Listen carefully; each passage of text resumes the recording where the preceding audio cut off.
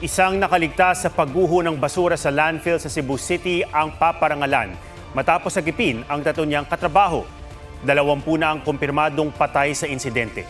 May report si Marizo Mali.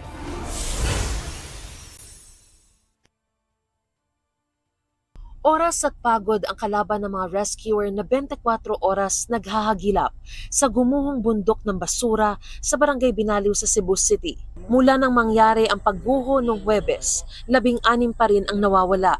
Extremely difficult talaga kasi yung debris doon, aside from the fact na madumi siya talaga, no? So, konting sugat doon, pwede ka magkaroon ng infection. And then, yung mga debris doon, malalaki talaga ng mga steel. So, we're dealing with I-beams na ganun kalaki. And then, yung water ingression sa loob, nagpupunta na rin sa loob yung tubig. Hindi rin tiyak kung ano ang signs of life na nadedetect sa ilalim ng guho kahit gumagamit ng life-detecting equipment. It's hard to tell kung human yun or mga animal sa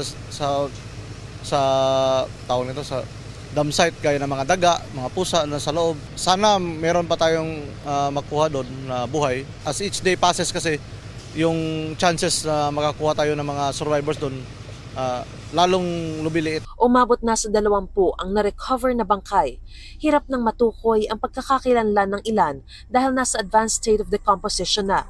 Kabilang sa mga namatay ang 2 anak ni Nanay Dailinda na si Kristan Joseph na nakuha kanina at si Rowena na na-recover noong January 9. Masakit ang dibdib ko ba sa akong kakuyaw ba.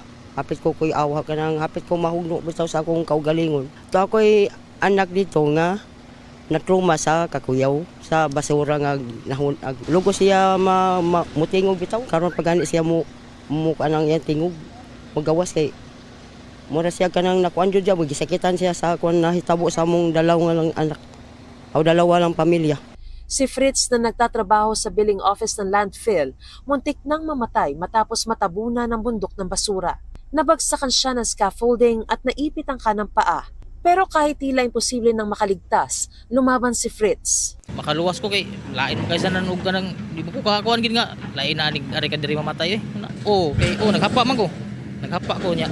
Kani diri mo na trap na ni siya diri napita. Makigap na ko ang diri ra akong kamot ug bigas tiil. Pagkatapos ng mahigit 2 oras, nailigtas siya ng mga responder. Nasaksihan naman ng empleyado ng landfill na si John Lloyd Ople ang pagguho ng bundok ng basura. Nang marinig ang sigaw ng mga katrabahong nadaganan ng gumuhong istruktura, dali-dali siyang sumaklolo kasama ang iba pang kasamahan. 3 ang kanilang nakuha pero nasawi ang isa kalaunan. Akong gibuhat nga, nilingkod na lang ko sa daplin.